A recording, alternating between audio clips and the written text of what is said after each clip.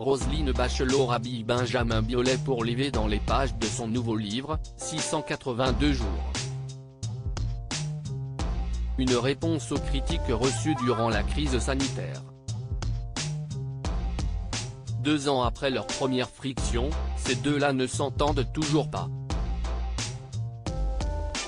Roselyne Bachelot était alors ministre de la Culture et devait prendre toute une série de mesures sanitaires pour endiguer la pandémie de Covid-19.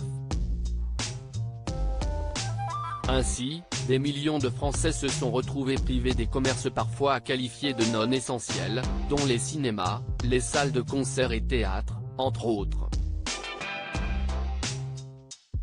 Benjamin Biolay, à l'instar de milliers d'artistes ou intermittents, s'était estimé lésé par cette décision, et n'avait pas hésité à monter au créneau pour épingler la ministre et le gouvernement de Jean Castex.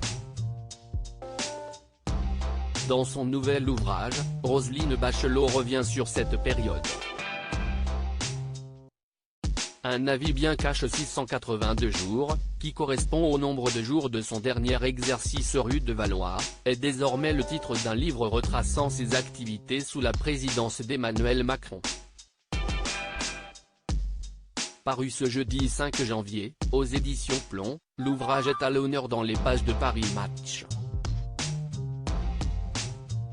Et quand Roselyne Bachelot se penche sur le cas de Benjamin Biolay, l'ex-politicienne n'y va pas de main morte.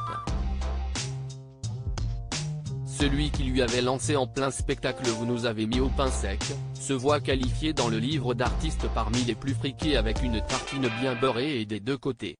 Un tacle qui fait suite aux nombreuses prises de parole houleuses de l'interprète de Ton héritage.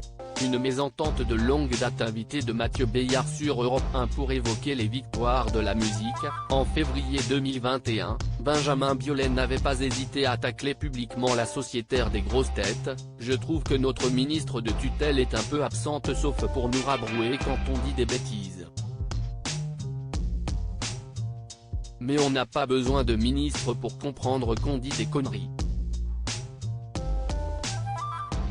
Ça serait un long débat que j'aimerais avoir un jour. Oui, je suis tout particulièrement favorable à un débat avec Madame Bachelot, puisque si est-il la ministre de la Culture, avait-il notamment déclaré. Il semblerait que le rendez-vous n'ait pas été pris. À lire aussi attaqué par Benjamin Biolay aux victoires de la musique, Roselyne Bachelot réplique et annonce des concerts expérimentaux en mars et avril.